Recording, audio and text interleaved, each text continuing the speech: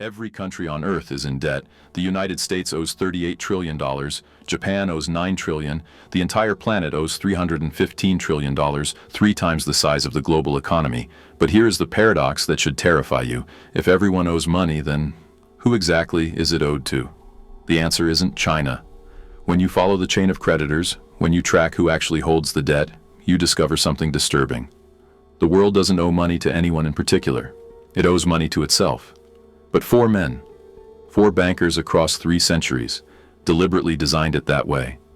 They built a system where debt can never be repaid, a system where interest flows eternally upward, and where the people who designed the trap profit from every payment, every crisis, every bailout. This isn't conspiracy. This is documented history. The meetings happened, the contracts exist, the mechanisms are public record, and once you see how they built it, you'll understand why 38 trillion isn't a problem to be solved. It's the system working exactly as designed. Let me show you the 4 architects, the 4 moments when the debt trap was engineered, and why every government on Earth is now caught inside it, with no way out. Before 1694, kings borrowed money the old-fashioned way. They'd go to merchants or nobles, promise repayment with interest, and if they couldn't pay, they'd default. Creditors lost money. Kings borrowed from someone else. It was risky for lenders and embarrassing for kings, but it was contained. Debt was temporary, either repaid or defaulted. The system reset. William Paterson changed everything. He was a Scottish merchant and financial schemer who'd tried and failed multiple times to get rich. In 1691, he had an idea that would reshape civilization. England was at war with France.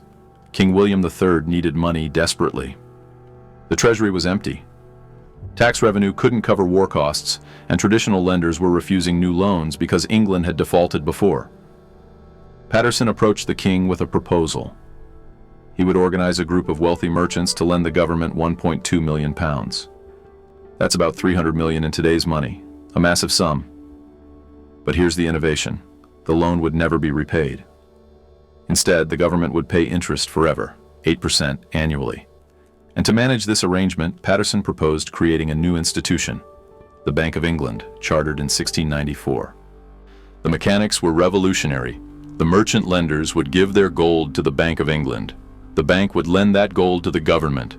The government would pay the annual interest from tax revenue, and the bank would pay that interest to the merchant lenders. But here is the critical detail. The government would never repay the principal. The loan was permanent.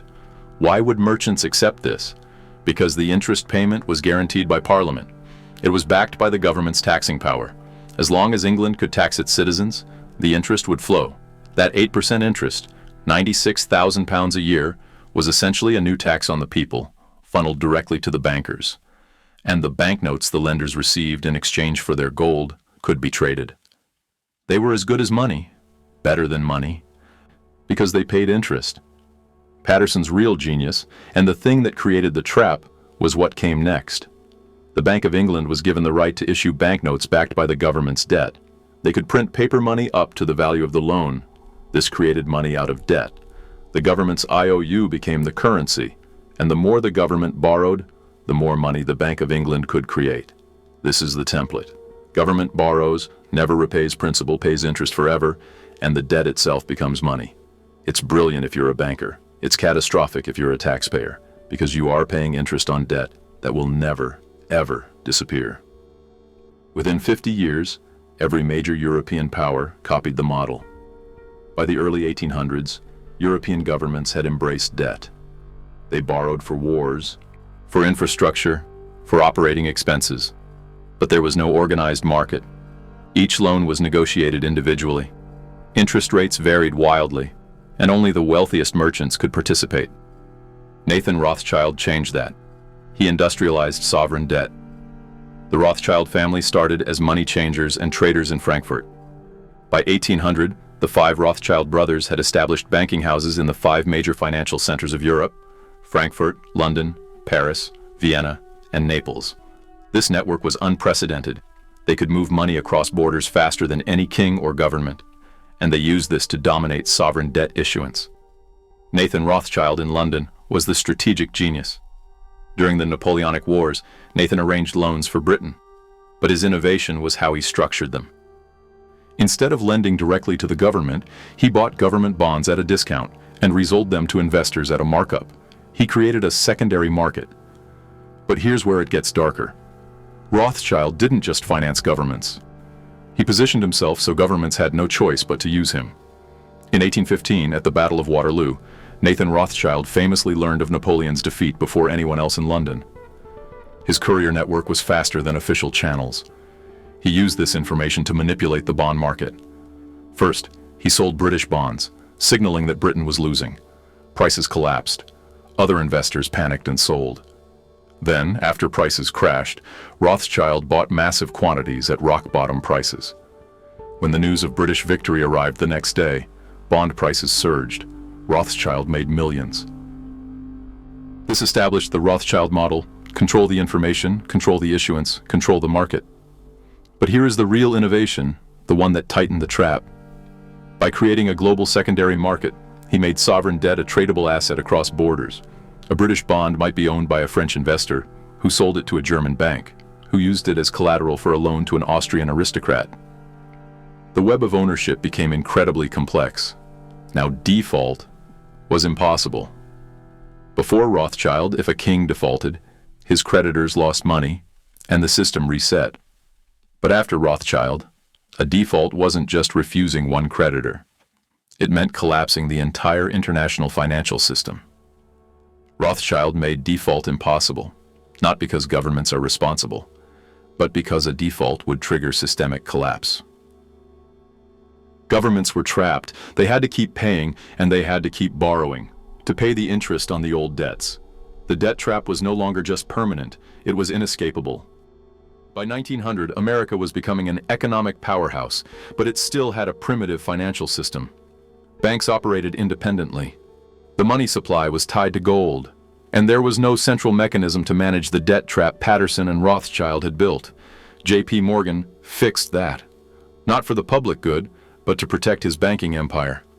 In 1907, a financial panic seized the nation. Stock prices crashed, banks failed, and the economy seized up. J.P. Morgan personally organized a bailout. He gathered the major New York bankers in his library, locked the doors, and forced them to pledge their own money to stabilize the failing banks. It worked. The panic ended, and Morgan became the de facto central banker of America. But he was 70 years old. He knew he couldn't do it again. So Morgan and his associates, the most powerful bankers in America, designed a permanent solution. They needed a central bank. But Americans hated central banks. The first and second banks of the United States had been shut down by populist opposition. So Morgan's group disguised it. In 1910, a small group of men held a secret meeting on Jekyll Island, Georgia. They accounted for an estimated 1/4 of the world's wealth. The group included Senator Nelson Aldrich, father-in-law to John D. Rockefeller Jr., Paul Warburg, representing the Warburg banking dynasty, and Morgan's most trusted associates. The meetings were secret for a reason. They knew if the public found out that a handful of Wall Street bankers were designing the nation's monetary system, there would be riots. For 9 days, they hammered out the structure for what would become the Federal Reserve System. The plan was a brilliant piece of political manipulation. It wouldn't be called a central bank. It would be a Federal Reserve System. It wouldn't be one institution. It would be 12 regional banks scattered across the country. It wouldn't look like it was controlled by Wall Street.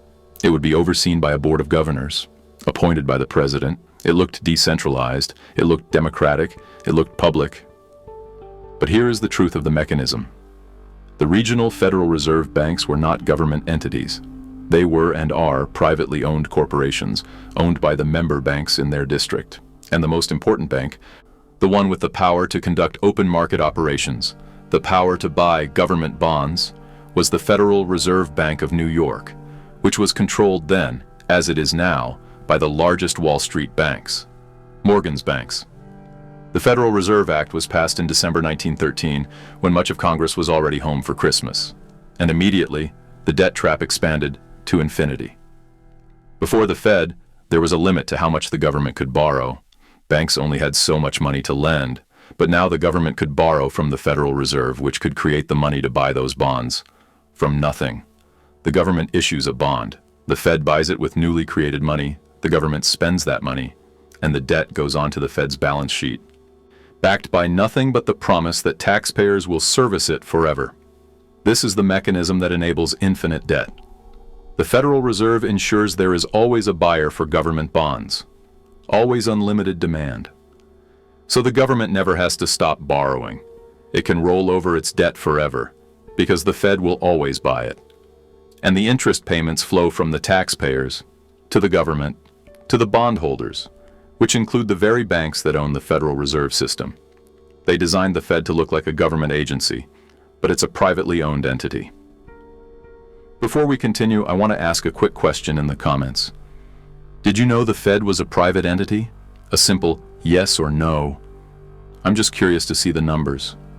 Morgan's machine, the Federal Reserve, was a masterpiece. A machine to create infinite money to buy infinite debt. But for 50 years, there was one final emergency brake. One last tether to reality. It was called the gold standard. After World War II, the Bretton Woods Agreement established the US dollar as the world's reserve currency, and the dollar in turn was backed by gold at a fixed price, $35 an ounce. Other nations could at any time exchange their US dollars for America's physical gold. This put a limit on how much Morgan's machine could print. The Fed couldn't just create infinite dollars, because if they did, other countries would see the dollar's value falling, and they would come and demand the gold. But by 1971, President Richard Nixon had a problem, a big one. The cost of the Vietnam War and the massive domestic spending of the Great Society programs meant the US government was spending far more than it was taking in. To pay for it, the Fed was printing money. Other countries like France and Great Britain saw this. They saw the US printing dollars without restraint, and they got nervous. They started showing up, asking for their gold, and America's vaults at Fort Knox were emptying, fast. Nixon was trapped. He had two choices: stop the spending, end the war, and impose brutal austerity to save the dollar, or change the rules. On August 15, 1971, Nixon went on national television and announced his decision. He didn't call it a default. He didn't call it abandoning the gold standard. He called it temporarily closing the gold window. But he didn't just close a window. He cut the brake line on the entire global financial system. From that day on, the US dollar was no longer linked to anything physical. It was backed only by the full faith and credit of the United States, a promise. And with that one move, Morgan's machine was finally, completely unleashed. The US government could now borrow infinitely. The Fed could create the money to buy that debt without ever worrying about a run on its gold. The debt trap didn't just get bigger, it became unlimited. When Nixon cut that brake line, he unleashed the massive, crippling inflation of the 1970s. For those of you who lived through that decade, what's your most vivid memory of how that inflation changed daily life? Reading your stories will be a history lesson for all of us. The consequence of Nixon cutting the brake line was predictable, and for Americans who lived through it, unforgettable. It was the crippling stagflation of the 1970s. This wasn't just a number in a newspaper. This was a national malaise. It was the feeling of a country running on empty. It was gas lines snaking around city blocks. It was whip inflation now buttons. It was a time when your paycheck was worth less every single week, and the American dream itself felt like it was rusting. By 1979, the system was breaking. Inflation was raging at over 13%. US credibility, the very faith and credit that was supposed to back the dollar, was evaporating. The system needed a disciplinarian, someone to restore order. It got Paul Volcker. Volcker, the new chairman of the Federal Reserve, was an imposing figure with an uncompromising solution. He knew that to save the system, he had to inflict pain. He did the only thing he could. He slammed the brakes on the entire economy. He raised the federal funds rate from 11% in 1979 to a staggering, agonizing peak of 20% in 1981. This Volcker shock crushed inflation, but it did so by inducing a brutal, bone-breaking recession. Businesses that had borrowed cheap money went bankrupt. The Rust Belt wasn't born. It was forged in the fire of these interest rates. Farmers who had taken out loans to buy equipment lost their family land. It was a necessary, terrible medicine for the American economy. But it had another critical side effect, one that would perfect the debt trap for the rest of the world. During the 1970s, while America was printing money, its biggest banks, Citibank, Chase, Bank of America, were on a lending spree.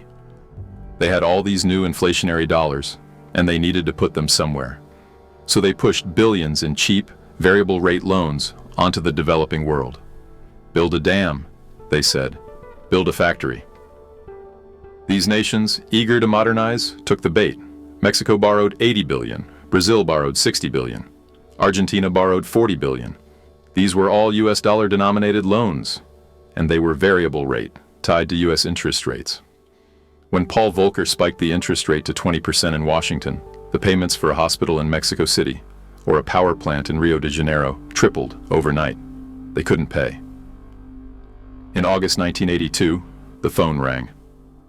It was Mexico's finance minister telling the US Treasury and the IMF that Mexico could not service its debt. It was in effect defaulting. This was the moment. This single phone call should have triggered a global financial collapse. The lenders were America's biggest banks. If Mexico and the rest of Latin America defaulted, the US banking system would vaporize. Volcker and the system's architects had a choice. They could let the market work its magic.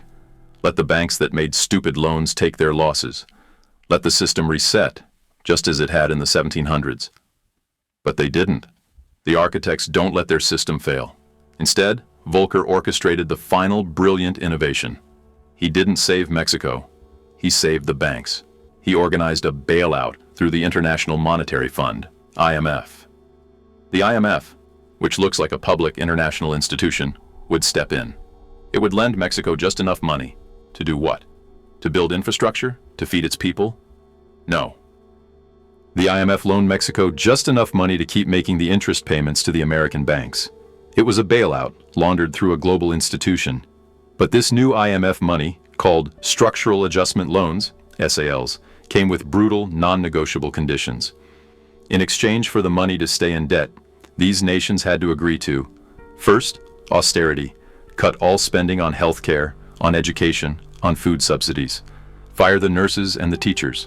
Second, privatization, sell their state-owned assets, their water systems, their electrical grids, their ports, their oil companies, selling them for pennies on the dollar to the very same foreign corporations and banks that held the debt. And third, devalue their currencies, making their labor and exports cheap for the West. This is the Volcker innovation. When debt becomes unpayable, you don't forgive it. You restructure it. You use the debt as a lever to pry open a country, seize its assets, and take control of its economic sovereignty. The debt trap was no longer just a financial mechanism. It was now a weapon. This IMF and World Bank model is still active today. Is there a country you've seen this happen to recently? Maybe Sri Lanka or Argentina? Share that story in the comments. Volcker's trap proved that the system would always save the banks from outside threats. But in 2008, the system faced a mortal threat, not from a developing nation, but from within. We all remember it, the great financial crisis. This time, the banks hadn't been lending to Mexico. They had been lending to us. The subprime mortgage crisis. The banks that Rothschild and Morgan had built, now financial giants like Lehman Brothers, Bear Stearns, AIG, and Citigroup, had created trillions in toxic debts. They'd taken liar loans given to people with no jobs, bundled them into complex securities called CDOs, stamped them AAA by bribing the rating agencies, and then sold them to each other. Rothschild's interconnected web was now so tangled, so toxic, it was collapsing in on itself. Lehman Brothers failed. Bear Stearns failed. AIG, the massive insurer, was seconds from vaporizing. This should have been the end. This was the Great Reset. This was the moment capitalism was supposed to function, the moment the market should have purged the bad actors. But the system had one last trick. They combined JP Morgan's money printing machine with Paul Volcker's too big to fail bailout mentality, and they gave it a new, boring academic name, quantitative easing, QE. It sounds complex. That's the point. It's designed to be confusing. But it's not. Here's what it means. The Federal Reserve, using the power Morgan gave it, electronically printed trillions of dollars. They didn't lend this money to the American people who were losing their homes. They used it to buy the toxic, worthless assets, the bad mortgages, the CDOs that nobody would touch, directly from the balance sheets of the banks. Think about that. It's like your neighbor's house is full of toxic waste, and instead of making him clean it up, the government shows up, prints $1 million, buys the toxic house from him at full price, and you and your children get the bill for the cleanup. It was the Volcker bailout, but for Wall Street instead of Mexico. From 2008 to 2014, the Fed's balance sheet exploded. It grew from $800 billion to over $4.5 trillion. The debt wasn't forgiven, it wasn't destroyed, it was simply moved. It was transferred from the private balance sheets of the banks onto the public balance sheet of the Federal Reserve. And who stands behind the Federal Reserve? The taxpayer. This is the perfected system. Profits are privatized. Losses are socialized. The banks kept all the billions they made during the 2000s boom, and the public was forced to eat all of their losses. The risk was gone. The banks couldn't fail. The government couldn't default. The trap was now a fortress. The system was immortal. The system transferred that toxic debt from the banks to the taxpayer. Profits privatized, losses socialized. When you watched the 2008 bailouts happen, did you feel like you were watching a rescue or a robbery? Tell me in one word in the comments. So let's review the architecture. Patterson in 1694 made debt permanent. Rothschild in 1815 made debt interconnected and global, making default impossible. Morgan in 1913 made debt infinite with his private money printing machine. Nixon in 1971 unleashed that machine from its final tether to gold. Volcker in 1982 weaponized debt, turning it into a tool of control. And finally, quantitative easing in 2008 made the system immortal by socializing all losses and guaranteeing that the banks could never fail. 4 architects and 2 accelerators. Together, they built the trap we all live in. Which brings us back to the original paradox. If the US owes $38 trillion, who do we owe? The answer is the system itself. About $20 trillion is held by the public. That's a polite term for pension funds, mutual funds, insurance companies, banks, and of course the Federal Reserve itself. These institutions are the primary bondholders. They receive the interest payments, which now cost the American taxpayer over $1 trillion a year. The other $18 trillion, the government owes that to itself. It's debt held in government trust funds, like Social Security and Medicare. The government borrowed that money years ago and spent it, leaving a stack of IOUs. It's a sophisticated shell game. But regardless of which shell the money is under, the interest keeps flowing from the workers to the creditors. And here is the final, brutal truth. That $315 trillion in global debt, it will never be repaid. It cannot be repaid, because our money is debt. If every government, every corporation, and every person actually paid off their debt, the money supply itself would vanish. The global economy would instantly seize, deflate, and collapse. So the debt must be permanent. It must be rolled over, expanded, and serviced forever. Therefore, that $38 trillion isn't a crisis for them. It's a business model. Every single dollar of that debt is an asset on someone else's balance sheet. It pays interest. It provides collateral for more borrowing. And as long as confidence holds, as long as the interest keeps flowing from the taxpayers to the bondholders, the system is working perfectly.